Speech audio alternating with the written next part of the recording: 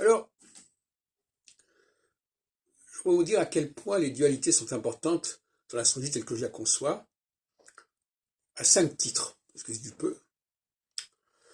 Alors, il y a évidemment dans mon système la dialectique horizontalité-verticalité, et aussi la dialectique évidemment équinoxialité-solstitialité, et la dialectique homme-femme avec l'utopie sensorielle, et puis il y a aussi la dialectique mobile-fixe, c'est-à-dire l'astre mobile qui transite sur des points fixes, qui est à mon avis la base même de la cyclicité.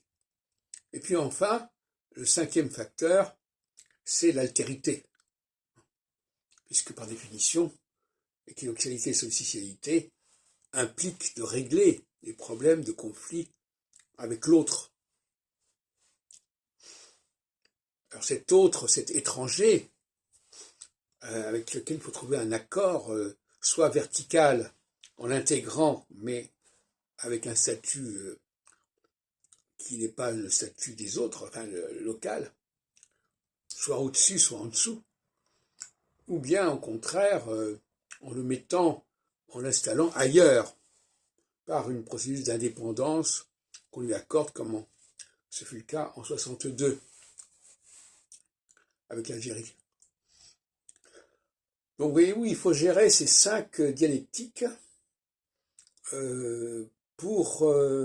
qui sont la base même de l'enseignement de l'astrologie tel que je le conçois à la Faculté libre d'astrologie de Paris. Alors bien entendu, il s'agit d'astrologie mondiale, mais parler d'astrologie mondiale serait un petit peu réducteur parce que pour moi, ce qui est mondial implique tout individu, toute personne. Je ne crois pas du tout au thème natal, au thème astral, au thème individuel. Je ne crois pas qu'il y ait une astrologie complètement individuelle, contrairement à ce que dit Rudyard, il n'y a pas une astrologie de la personnalité d'une personne en particulier. C'est un phénomène collectif, et ce qui justifierait d'ailleurs certaines formes de statistiques en ce qui concerne l'astrologie. Alors je pourrais développer évidemment longuement sur ces 5 points, mais enfin pour l'instant je reste là.